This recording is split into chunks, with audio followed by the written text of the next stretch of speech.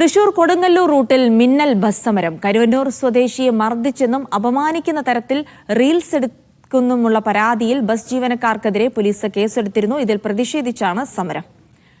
നടരാജ് പരശുരാം വിവരങ്ങൾ നൽകും. നടരാജ്, ഒരു മിന്നൽ ബസ് സമരം ഒരുപാട് ആളുകളെ അത് ബാധിക്കുക തന്നെയാണ്. എന്താണ് ഈ സമരത്തിന് കാരണമായി പറയുന്നത്? എന്തൊക്കെയാണ് സംഭവിച്ചത്? ജിൽസി കഴിഞ്ഞ 23-ാം തീയതി വലിയ പാലത്തിന് സമീപം ഒരു സംസ്ഥാന പാതയുടെ കോൺക്രീറ്റ് പണി നടന്നിരുന്നു.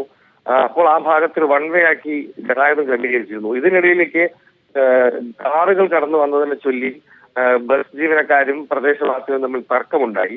ഇതിൽ പ്രദേശത്തെ ഷിഹാബ് എന്ന ആൾ ഇടപെട്ടു. തുടർന്ന് വാക്കുതർക്കമായി. പിന്നീട് ഈ ഷിഹാബിനെ മോശമായി ചിത്രീകരിച്ചുകൊണ്ട് ബസ് ജീവനക്കാർ റീൽസ് ഇറക്കി എന്നാണ് ആരോപണം. ഈ കേസുമായി ബന്ധപ്പെട്ട റീൽസ് ആണ് നമ്മളിപ്പോൾ ദൃശ്യങ്ങൾ കാണുന്നത്.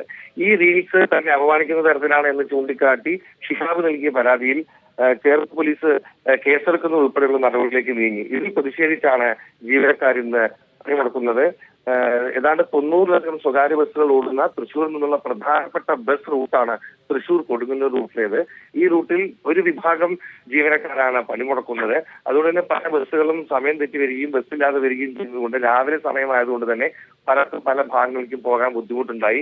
തൃശ്ശൂർ ശക്തൻ സ്റ്റാൻഡ് ഉൾപ്പെടെയുള്ള സ്ഥലങ്ങളിൽ നിരവധി ആളുകൾ കൃത്യസമയത്ത് ബസ് കിട്ടാതെ ബുദ്ധിമുട്ടി നിൽക്കുന്ന ഒരു സാഹചര്യം ഉണ്ട്. എന്തായാലും അപ്രതീക്ഷിതമായി വന്ന ഒരു പണിമുടക്ക് നാട്ടുകാരെ വലച്ചിരിക്കുകയാണ്.